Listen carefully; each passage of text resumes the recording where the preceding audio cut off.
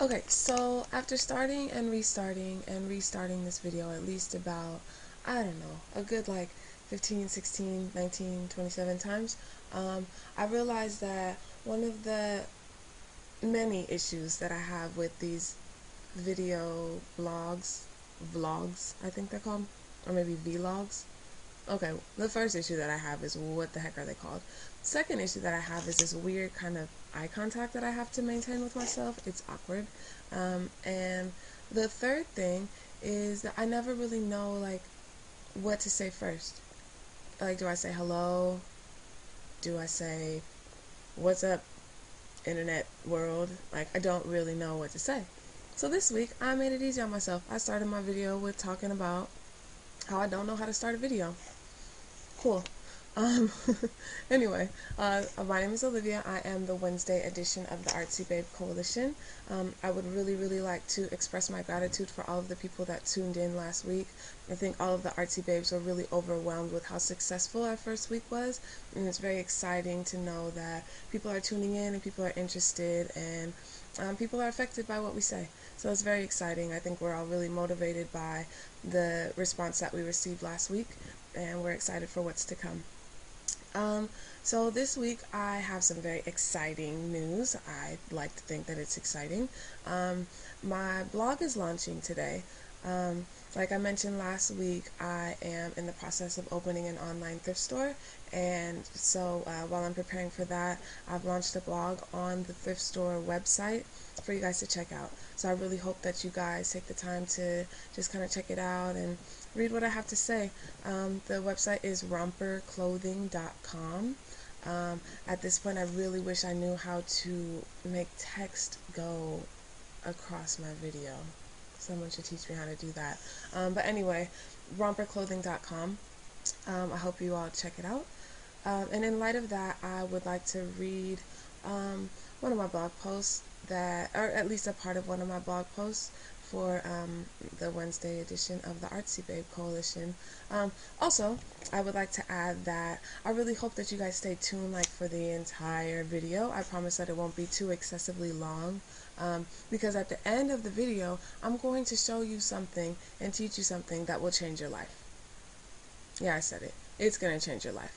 So I would suggest staying tuned, and don't cheat. Don't fast forward the video to the end so you can see like the life-changing knowledge that I'm going to drop at the end of this video. Like, just really watch the video. I think that you hopefully will be entertained. I'm sure I'll like do something weird like stutter or spit on the screen or something like that. So that's kind of exciting, huh?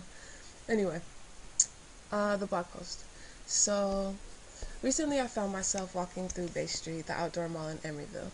Now, like, I hate malls. Like, I absolutely hate malls. I despise consumerism, and I just hate, like, this whole notion of, we're all, like, going to the mall to buy the same shirt to wear to the same party. Like, I don't know. I'm just not down for it. So I hate malls. But my eyes were on the prize. I was trying to get to Barnes & Noble to pick up The Warmth of Other Suns by Isabel Wilkerson. That was anxiously waiting for me to pluck it from the shelf and add to my extensive and ever-growing collection of books. Yes, I have a collection of books. I am quite the nerd. And no, I will never, ever get an e-reader. Just FYI. Dodging pretentious preteens standing in front of Claire's and avoiding eye contact with the overly pushy sunglass salesman, I glanced up and caught a glimpse of the H&M window display. Now, this window display was, it had about 6 mannequins that were all black, faceless mannequins with this long, flowing, straight, blonde hair. All of them. There were 6 of them, like in various different, weird positions, with actually some decent looking clothes on, but they were all faceless, and they all had this long, flowing, straight, blonde hair. Now, initially, I was completely offended about the underrepresentation of black and brown folks in this particular window display. Despite the mannequin being black, straight blonde hair is generally indicative of a white Anglo-Saxon individual. Granted, I have absolutely nothing against folks with blonde hair. However, my mind could not help but to immediately think about the fact that Emeryville is located between Oakland and Berkeley, both of which are extremely diverse. I think it is only natural for one to assume that corporations choosing to set up shop in such a town would be aware of this and would plan accordingly. Maybe give one of the mannequins black or brown hair, maybe a little texture, a fro, like something, anything. I tried not to dwell on it for too long, and I continued to make my way to Barnes & Noble.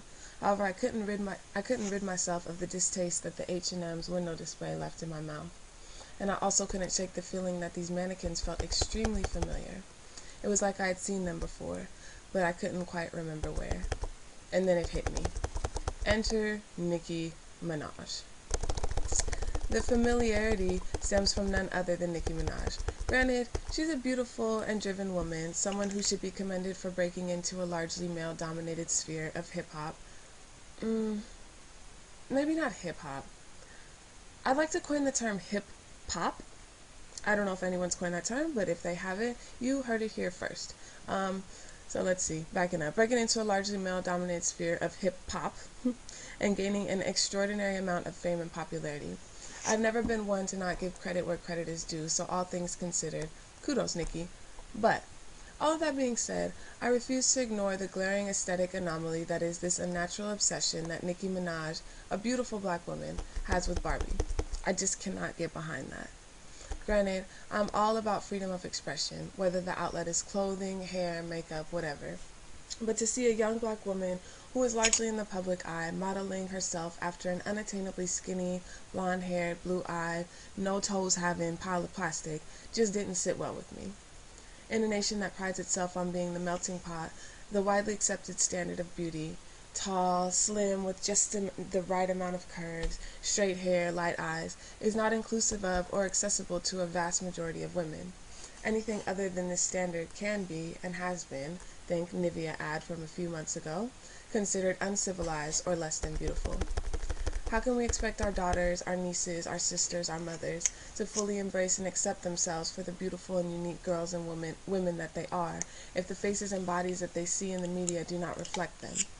This unattainable standard leads to girls and women seeking to manipulate their natural selves, frying their hair, bleaching their skin, excessively dyeing, not to mention the toll that it takes on their self-esteem. We're all so damn beautiful. I desperately wish we knew it. I could go on and on for days about this, but I will force myself to conclude my rant, at least for now. So that's the conclusion of my blog post. But just to add to that, I want to just briefly talk about my daughter, because, I mean, she's the shit. But it kind of ties into what I was just speaking on. My daughter a few months ago came home and told me that she wanted to cut off all her hair. She's like, Mommy, I want to cut my hair. We've kind of, Naya and I have had this battle with her hair for many years. We went for a while with her getting it straightened all the time. Then we did braids, and we decided that there had to be like a more natural and holistic approach to dealing with her hair. And she decided that she wanted to cut it. This was no influence on my part. Nobody was telling her that she should cut her hair. It's just something that she wanted to do. So she cut it, and when she went to the barbershop, she told him, she's like, I want it short like a boy's haircut. And anyone who's seen my daughter can attest to the fact that, I mean, I think it looks great on her personally, but I'm supposed to say that. But I just thought it was really great that she's so, at 7 years old, she was so unaffected by this standard of beauty that says that you have to have long hair, like long flowing straight hair, in order to be beautiful. She was so comfortable in her skin and knows that, you know, her hair doesn't make her, it doesn't break her. It's just a part of her, and she wanted to get it cut, and she did, and she loves it, and I love it, and she looks adorable, and it's just, I think it's just a really beautiful thing. Side note, the first day that she went to school, after she got it cut, I told her, I was like, Naya, you know, if anybody makes fun of you, you have permission to call them a bum. Like, you have mommy's permission, you can call them a bum. And she looked at me, and she kind of smiled and laughed, and she's like, Mommy, I don't care what anybody thinks.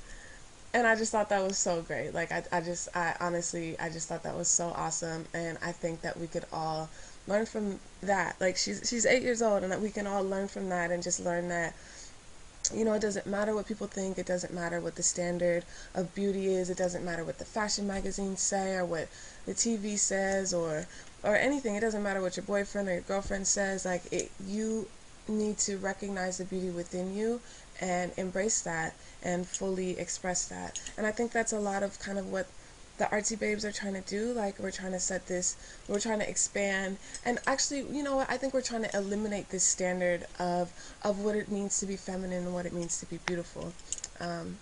So, like I said before, I'm very, very excited about this Artsy Babe movement, and I hope, you know, that it will inspire women to realize that they're beautiful. Like, we're all so damn beautiful. Gil Scott Heron says you can be so very beautiful when you are who you are, and I strongly and firmly stand behind that.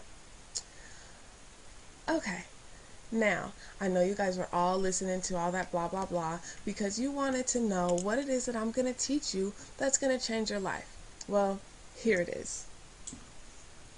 So it was my niece's birthday a couple of days ago, and I made her cupcakes. Anyone who knows me knows that I love to bake. Like, I absolutely love, love, love to bake. I bake everything. And I made her some cupcakes. So what I'm going to teach you is the best and only, you'll decide that it's the only way to eat a cupcake from this day forward. Okay, you see the cupcake. Remove the top. See, I feel like we all struggle, like when we eat cupcakes, we all struggle with like, how are you going to eat it without getting frosting on your fingers? Well, all you got to do is remove the top and make a little cupcake sandwich. Look at that. That's brilliant. Brilliant, I tell you. And enjoy. Thanks for tuning in, guys. See you next week.